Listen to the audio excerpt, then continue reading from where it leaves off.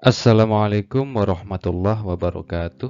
Sahabatku, melanjutkan kisah Wali Paidi episode yang ketujuh dengan judul Mendengar dengan Telinga Allah.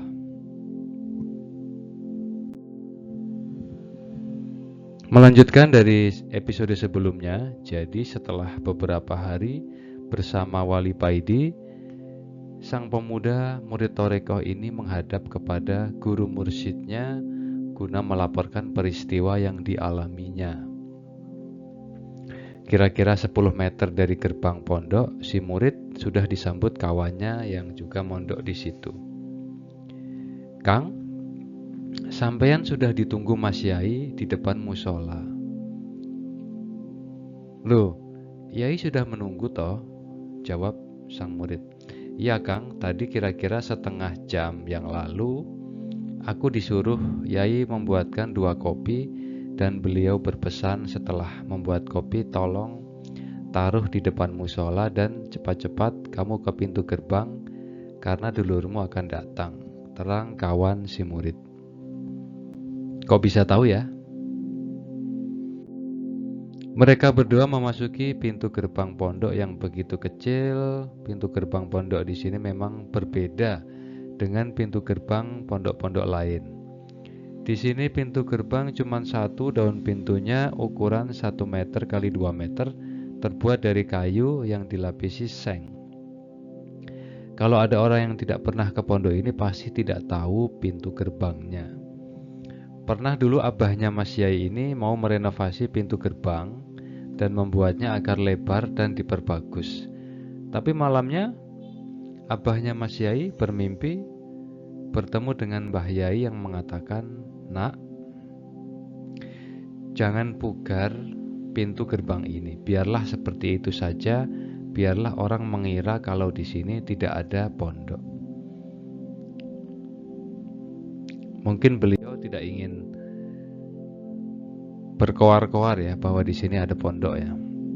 Salah satu bentuk sifat tawadu dan rendah hati ya, mungkin menghindari sifat-sifat ujub takabur.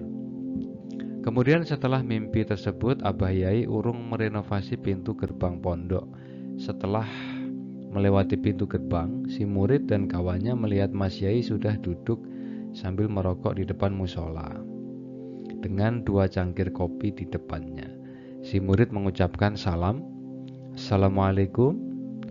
Kemudian dijawab oleh Mas Yai, "Waalaikumsalam." Setelah mencium tangan, si murid duduk di depan Mas Yai, sedang kawannya pergi tidak ikut karena yang dipanggil Mas Yai bukan dia.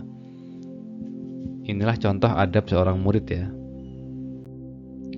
Setelah menceritakan pengalamannya, si murid bertanya kepada guru mursyidnya, "Yai, ketika sholat dulu saya mendengar bacaan Wali Paidi itu tidak sempurna, tapi lama-kelamaan suaranya berubah menjadi sempurna dan sangat merdu.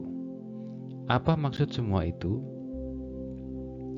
Setelah menghisap rokoknya dalam-dalam, Mas Yai berkata, "Kamu kan jelas pernah mendengar kata Nabi, bau mulut orang yang berpuasa itu wangi bagaikan minyak kasturi di hadapan Allah.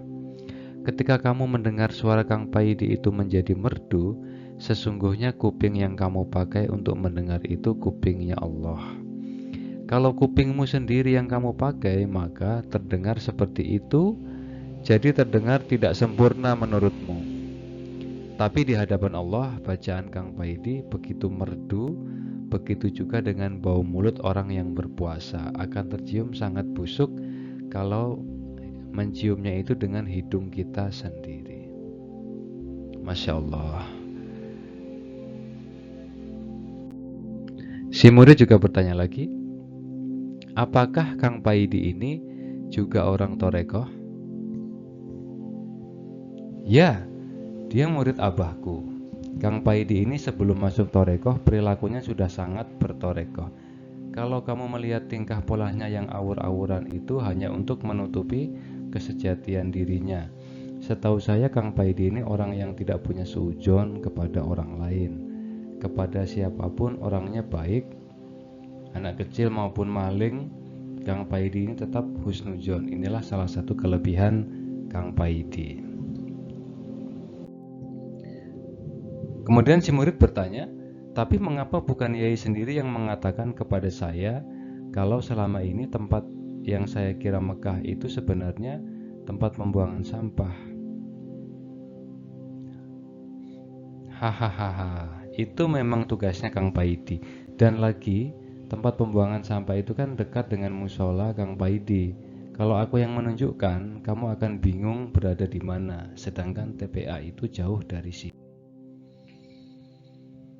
Jadi memang sang guru sengaja agar Kang Paidi yang mengatakan yang sesungguhnya ya kepada sang pemuda bahwa selama ini yang dilihatnya itu hanya ilusi, hanya sesuatu yang gaib ya, yang dibuat-buat oleh bangsa jin. Jadi sebenarnya dia sedang tertipu ya, itu bukan Masjidil Haram, bukan Ka'bah ya.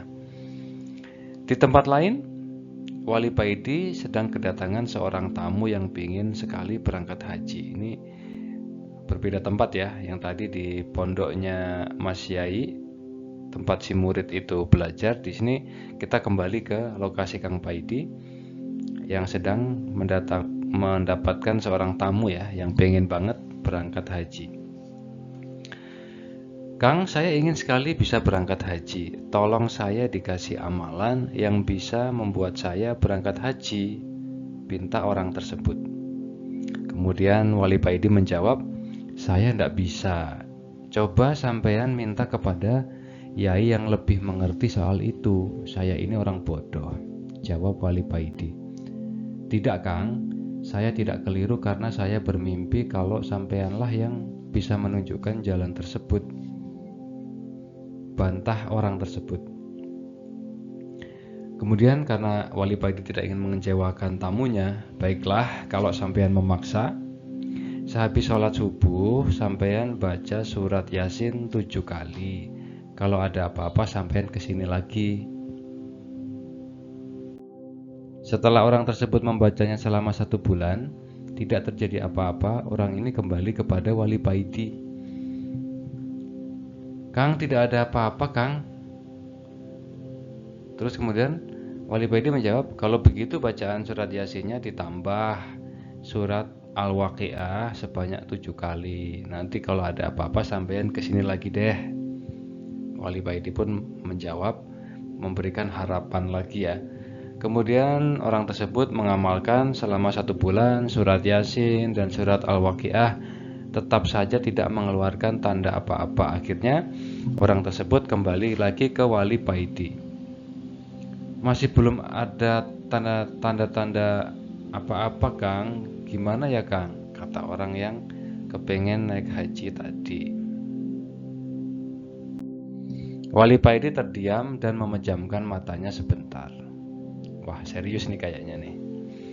Selanjutnya dengan mantap dia berkata kepada orang tersebut, kalau begitu tambah lagi dengan 1 surat, yakni surat tanah. Pasti sebentar lagi sampean berangkat haji. Langsung orang tersebut tertawa terbahak-bahak. Wah, hahaha.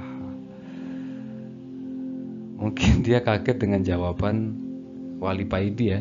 Akhirnya Wali Paidi menegaskan kata-katanya, anu Kang, katanya para kiai, haji itu tidak hanya ibadah rohani, tapi juga ibadah jasati, terutama ibadah yang membutuhkan bondo atau duit. Jadi maksudnya haji itu sebenarnya untuk yang sudah mampu ya, sudah mampu di sini berarti sudah mampu, ada biaya untuk berangkat melaksanakan ibadah haji di sana, serta ada biaya yang cukup untuk keluarga yang ditinggalkannya.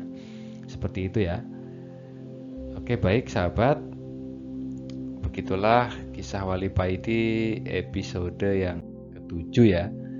Kemudian jangan lupa untuk ikuti terus channel ini, support, tonton sampai habis. Jangan lupa like, subscribe, dan share. Terus kemudian bunyikan loncengnya agar tidak ketinggalan episode-episode berikutnya.